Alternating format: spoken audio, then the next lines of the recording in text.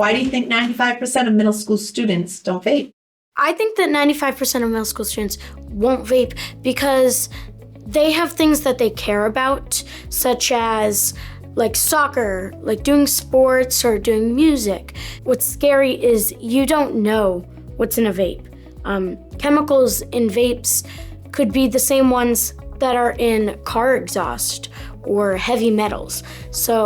And it's just scary that you're putting this in your body, but you have no clue what you are putting in your body, and it's harming you, it's harming others, and it's harming what you like to do most. Most kids at school don't want to get addicted to it, but when they do get addicted and they do try vaping, they use it as a coping mechanism when normally that exact coping mechanism can lead to unhealthy and harmful things to your body. And once they figure that out, they find it very hard to quit and leave it be. And again, most kids like to use it to fit in or feel happy about themselves, but it never works well. It always ends up in them trying to quit. They know different ways to cope with stress. Most people cope with stress by playing a sport, acting in theater, drawing, coloring, and talking with a trusted adult. If vaping is so bad for you, why do some people start vaping? Some kids start vaping because they see their peers do it, adults in movies and advertisements, and sometimes on social media as well because some of their favorite influencers also start vaping as well. Tobacco companies promote their products to young adolescents by having like fruity flavors so it seems tasteful to them, as well as having challenges and like cartoon characters on them. Like challenges as in like you have to keep puffing to win a prize, and they make them look fun in movies, social media, and advertisements. If you know someone who is vaping and needs help, what can you do?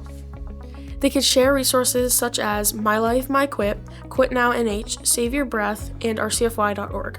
You could also help them find a trusted adult like a counselor or a student assistant person. Tell them about RCFY or like tell them about like the side effects. Maybe have them like chew gum or have them like do a campaign against vaping like we did. You can give them some examples and help them to practice ways to say no if someone asks them to vape, and you can also tell them the side effects of vaping. With big companies marketing products to kids, what are some ways adults can keep kids safe from these products that are dangerous to them? Well, it's important for adults to be good examples to us kids. By not vaping in front of us, that is an awesome example already because it influences us to be like, oh, that's not good for us.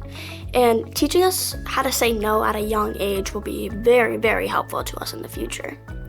Adults can also reduce access to vapes by not leaving them somewhere in the kitchen or not throwing them out and on the top of the trash, bury it in like some tissues or paper towels, or not giving them or selling them around to friends or family. Adults also need to remember that people have to be 21 to legally buy a vape from a vape store or from anywhere in general.